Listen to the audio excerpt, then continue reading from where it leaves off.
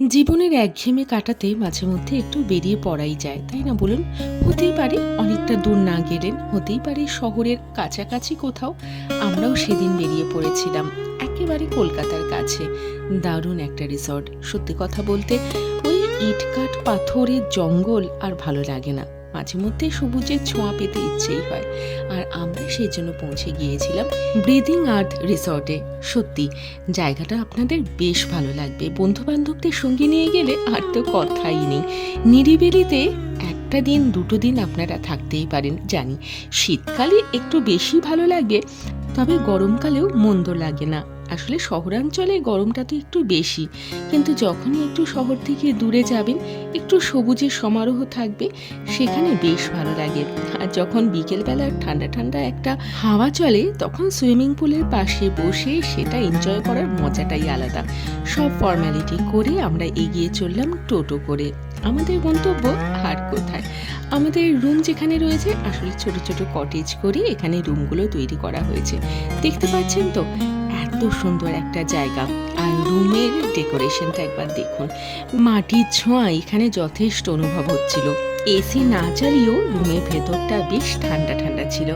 যাই হোক, আমরা যেতে যেতেই এখানে ওয়েলকাম ড্রিঙ্ক সার্ভ করে দিলেন ওনারা। সেটা খেয়ে একটুখানি জিরিয়ে নিলাম। তবে তার আগে আপনাদেরকে দেখিয়ে দিই ওয়াশরুমটা, কারণ অনেকেই কিন্তু একটু খুঁতখুঁতে থাকে। অ্যান্ড স্পেশালি ওয়াশরুমটা যদি পরিষ্কার পরিচ্ছন্ন না হয়, তবে কারোরই ভালো লাগে না।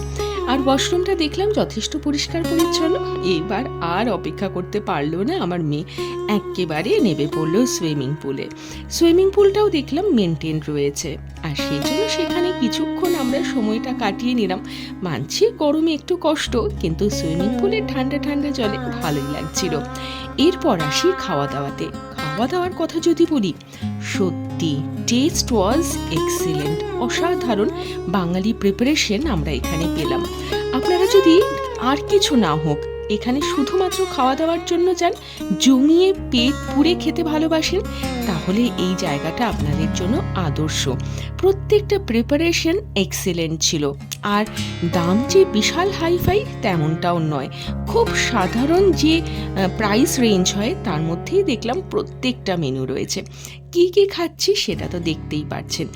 মাটনের কোয়ালিটি কিন্তু বেশ ভালো ছিল। আর এই বাসন্তী পোলাওয়ের সঙ্গে যখন মাটনটা মুখে দিচ্ছিলাম, আহা কি ভালো টেস্ট!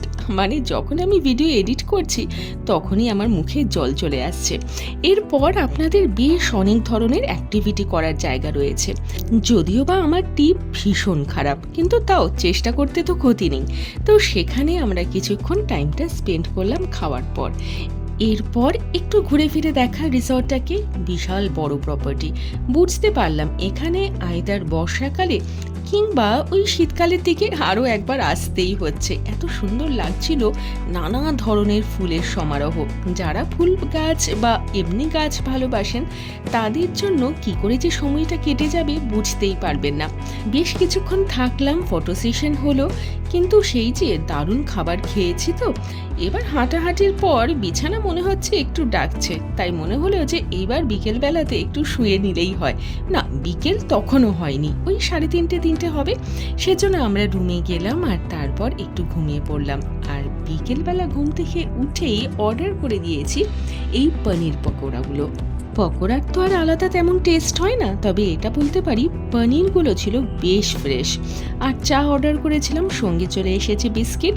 তো চা বিস্কিট সহযোগে পনির পকোড়া খুব খারাপ লাগছিল না। আর তারপর কিছুক্ষণ আমরা হাঁটাহাঁটি করলাম, গল্পগুজব করলাম। পুলের পাশে বসে কিছুটা সময় কাটাতে খারাপ লাগছিল না। এভাবে কি করে সময় কেটে গেল, আর হয়ে গেল রাত। রাত মানেই তো ডিনার সার্ভ হয়ে গেছে। জানেন তো, ডিনারে যা ছিল প্রত্যেকটা টেস্ট আবার বলতে হচ্ছে অসাধারণ। বুঝলাম যে এদের ফুড কোয়ালিটি সত্যি খুব ভালো। কারণ দুপুরে আপনারা দেখতেই পেয়েছেন আমরা বাঙালি খাবার অর্ডার করেছিলাম, সেটা যেমন ভালো ছিল, ডিনারে আমরা ওই চাইনিজ ইন্ডিয়ান সব মিলিয়ে মিশিয়ে একটা অর্ডার করেছি। এই খাবারগুলো বেশ ভালো, বেশ টেস্টি আর ফ্রেশ, সব থেকে বড় কথা। ডিনার সেরে এবার ঘুমিয়ে পড়া। ঘুম থেকে একটু তাড়াতাড়ি সেদিন উঠেছিলাম, কারণ আমার না সকালের প্রকৃতি দেখতে ভীষণ ভালো লাগে, যেটা কলকাতায় বসে তো সম্ভব না। সেই জন্য আমি একটু সকাল সকাল উঠে একটু হাঁটাহাঁটি করছিলাম আর দেখছিলাম প্রকৃতির সৌন্দর্য। সত্যি কথা বলতে প্রকৃতি প্রত্যেকটা সিজনে আলাদা আলাদা রূপ নেয়। এরপর বসে একটু চা বিস্কিট খাওয়া, কিছুটা জিরিয়ে নেওয়া, কিছুটা গল্প করা, আর আমার না চা খেতে খেতে প্রকৃতির সৌন্দর্য অনুভব করতে আমার ভীষণ ভালো লাগে। এবার জানিয়ে দিই প্যাকেজটা কি ছিল। আসলে আমরা ব্রেকফাস্ট নিয়ে 1 নাইট স্টে এরকম একটা প্যাকেজ নিয়েছিলাম, আর 4000 সেই প্যাকেজটা ছিল। এবার দেখিয়ে দিই ব্রেকফাস্টে আমাদের কি কি আইটেম ছিল, কারণ বললাম যে প্যাকেজের মধ্যে ব্রেকফাস্ট ছিল। আর দাম আরও একবার বলে দিচ্ছি, 4000। যদিও বা এটা কিন্তু আপ ডাউন হতে থাকে, কোনো কোনো সিজনে একটু বেশি থাকে, আবার কোনো কোনো সিজনে একটু কম থাকে। এবার ব্রেকফাস্টে ছিল বেশ অনেক ধরনের আইটেম, দেখতেই পাচ্ছেন। আর হ্যাঁ, ব্রেকফাস্ট কমপ্লিমেন্টারি বলে এটা ভাববেন না যে যেমন তেমন ভাবে ওনারা করে দিয়েছেন। এখানে চিজ ধোসাটা অবশ্যই ট্রাই করবেন, কারণ আমাদের খুব ভালো লেগেছে। এইবার একবার ঝটপট চোখ বুলিয়ে নিন ব্রেকফাস্টে আর কি কি ছিল।